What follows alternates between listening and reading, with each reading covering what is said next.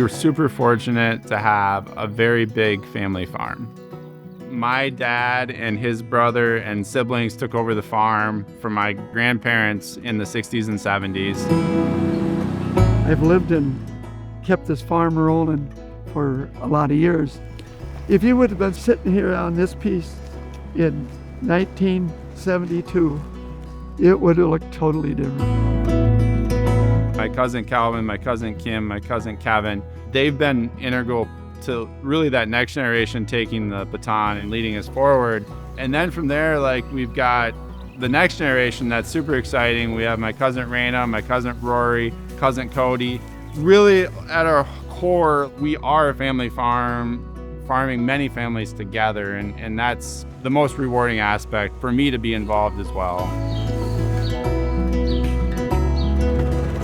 The transition to organic farming really started for us in the 90s. One of my really good friends, an older person, he came over and I was milking it, and he said, Willie, he said, what we're doing, what we've been doing, it's just not working. I said, I'm really at the point where I might just sell all this stuff and just do grain. He said, I'm thinking about going organic. Well, by the time spring came around, we both agreed, let's just go organic. We've known the Wilsons for a long time, and it's been a great relationship. Both of us kicked off in the mid-90s, and so we've both been interacting since the inception of the organic industry. Well, since we've started organic, I believe we've had healthier cows, better components in the milk, just by feeding our homegrown feeds. And we've had a lot of help with that, the genetics of the feed, so that's been a big help for us. It's always a challenge, but you're learning every day. There's never a year you don't learn something different, you know. Organic farming has certain things that you can't use. So you can't use herbicides, pesticides, insecticides. So that's where a lot of things we're looking at holistically.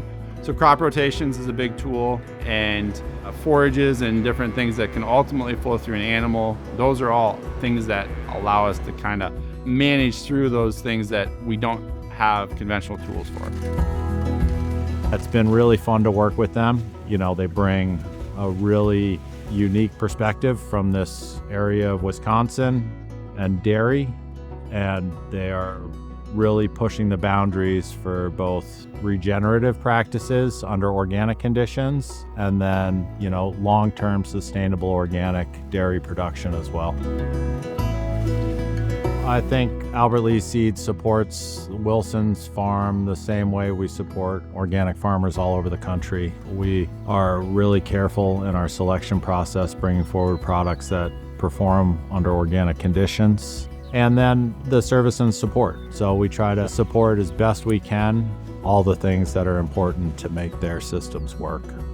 On corn, we're really looking for agronomic and traits that fit an organic production system. And what I mean by that is they typically are more resilient. So they take cultivation, they take that weed control pressure better than other hybrids.